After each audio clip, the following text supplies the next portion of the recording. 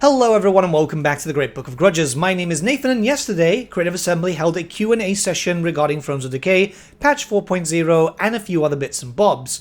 Now, I'm not going to go over all of it because, yeah, it's a lot of questions that's been answered by the videos that you can see from the early access creators such as myself. However, there's a bunch of important information in here that I do want to comment on because it could be really good for the future of the game, depending on some things, and some other just bits of interest. So, without further ado, let's begin. So there's a question from Zag. After the Thrones of Decay's release, will you post a roadmap for the future of the game, like you did last year? The answer is directly from Rich Aldridge. As we've seen back near Christmas, and repeated again a month or so ago when we announced how we'd be splitting up Thrones into 3 packs, we'll absolutely have this conversation about what's next after we've released Thrones next week, and give it all the right focus it deserves. But just to reassure you, the team and I are already hard at work on what's coming next and beyond. We've plenty more we want to add to the game, and we'll be talking about this in due course. Yeah, so I know a lot of people were asking for a roadmap, and some people were expecting it anytime soon. I don't imagine it. Between you and me, I really do think that it's going to be, we're going to get a little bit of time quiet, then it's going to be likely a Pharaoh update, because it kind of makes sense. That's from the different team, of course, but they never do this whole having 2 things being promoted at the same time, and then we'll see the roadmap. Here's a pretty cool question from Trazen. If Todd sells well, will the future DLCs follow the same selling format, i.e. each lord is separate, buy pack for cheaper, this is a good format, and so on? It's just basically going into that. And to be honest, yeah, I feel like the community has been quite interested in this new format. The answer is actually pretty good from Rich. It's great to hear that the format of Thrones of Decay is one that you like. I know we all have our favorite characters and races in the Warhammer world. This was a new approach for us here at CA in how we have put Thrones of Decay together for you. And we have some other ideas which we may talk about at some point to see what you think of them too. But ultimately, we want to create content going forward that our players and community enjoy, so nothing is set in stone, and we will be continuing to listen very carefully to all the feedback that you share with us. Okay, ultimately, I mean, this is a pretty interesting format, and I think people like it more because there's characters that they don't want to buy. This could be something that could be done going forward, not only just for Warhammer 3, but in the potential future for other Total War games with factions being put together against each other and so on. Like, for example, if we do end up getting that Total War 40k game, say, for example, they do Custodes versus, I don't know, Orcs, but you're not interested in Custodes, but you are with the Orcs. You can just end up buying Orcs. It's really curious that they mentioned that they have other ideas too. I can't wait to see how this works. Obviously, I've floated the idea around of mini race packs before. Maybe that's something that they might be interested in doing. Maybe. We're going to have to wait and see. Okay, we've got a question here about the Ironside repeaters. I think a question in a lot of people's mind is whether the devs can comment on this situation. The repeater animations are still in use for the Ironsides in the recent LSF gameplay video, as well as their unique repeater unit cards for both the regular and the Amethyst Armory variants. Alright, so Sean, this is another developer at Creative Assembly, responds, we did trial the units to use repeaters, but in practice, it's dramatically changed the identity of the Empire gun lines. We felt that it's no longer offensive to the playstyle of the Empire or the Warhammer IP. As we try to grant earlier access to builds and share more of our development in progress, there will inevitably be some instances of seeing something that didn't quite make the final cut. We try a lot of ideas before we settle on the final iteration. Alright, so first up, yeah, they did try it out. This was something that was in our build pretty much in the very early access stuff, which was something that got changed. Then, I mean, that's not really a secret because it got leaked by a creator who, for some reason, had it in their video, but hey, I honestly do think that this was more of a Games Workshop thing because I did comment on this in the trailer reveal when we saw the repeaters. That was something never on the tabletop, so I guess Creative Assembly designed it, started doing it before asking Games Workshop, or Games Workshop might have changed their mind. It does suck, but yeah, they do say here, like, yeah, there's early access stuff, and maybe something does go through. From my experience, and I've been doing this for around, 3 years now as a partner with Creative Assembly. Well, now it's Exalted Champion. Not something like this has happened before. Maybe once. That's it? Maybe I'm misremembering though, because it has been a while and I have had my mind focused on other stuff. We've got to here, which is focusing around Skrulk, maybe getting the plague mechanics in the future. I've been asking this a lot, believe me. There is a specific dev that I speak to, and I have been sending him a message pretty much once a day regarding plagues for Skrulk, because it would just be really thematic. And the second thing is that, the thing on top actually, is that something is going to happen with sieges, and it looks like some ladder stuff is going to be changed. And it looks like they're going to be heavily focusing on stuff regarding pathing issues. So this should be very good, because pathing is actually a very big problem with sieges.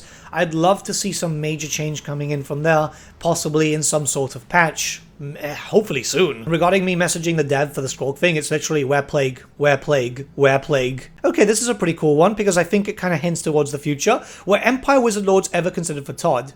They were considered, yes. When we build around the roster for the DLCs, we look at every available option for the culture. We decided to focus on the engineer aspect of the pack to really tie in Elsef's position as the legendary lord leading Wistonlen and Null. It's important that we get the theme right when building up the rosters, and there have been times in the past when the units, heroes and lords on offer didn't make the most thematic sense. We are confident that the units added in the pack do make sense for each of our legendary lords. In the future though, there are other parts of the Empire roster remaining that may have a stronger thematic tie together. Yeah, I mean, we're missing knightly orders, we're missing the church aspect, we're missing quite a lot of stuff. And yeah, I mean, it's only a matter of time. The Empire is one of the most popular factions, this is very publicly known, in the Total War Warhammer series, so they're going to do DLC for that. I mean, and you know, Cult of Ulrich and stuff, you know, like, they keep saying Toddy will have his day. It's only a matter of time, guys. It's only a matter of time. This one is very, very interesting. So, will there be any new settlements, provinces added? Yeah, nothing's been added, right? But, Sean comments, we haven't added any new regions in this patch, but we already have plans for further updates to the Immortal Empires in 6.0.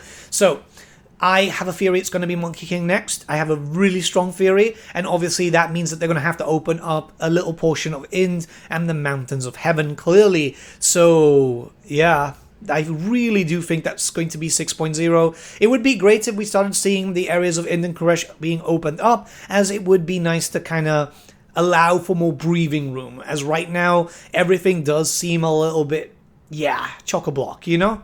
This makes me quite hopeful for the future. What you did with the Empire is very superb. Every legendary lord has a unique mechanic now. This makes me wonder if you guys would like to prioritize giving more older legendary lords from other factions the same love.